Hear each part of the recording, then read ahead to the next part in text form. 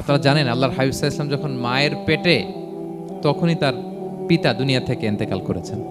6 বছর বয়সে তিনি মাকে হারিয়েছেন। মায়ের ইন্তেকালের পরে দাদার কাছে, আব্দুল মুত্তালিবের কাছে লালিত পালিত হতে লাগলেন। 8 বছর বয়সে দাদাও ইন্তেকাল করলেন।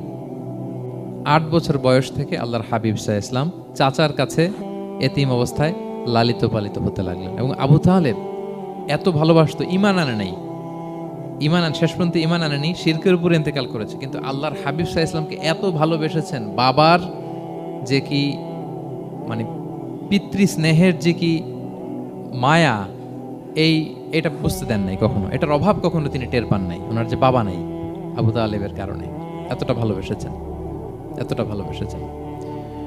তার মানে কখনোই রাসূল সাল্লাল্লাহু আলাইহি ওয়াসাল্লামকে লালন পালন, রক্ষণাবেক্ষণ, টেক কেয়ারের কোনো গ্যাপ আল্লাহ তাআলা রাখেননি। হালিমাতুস সাদিয়ার কাছে, পরে মায়ের কাছে, উম্মে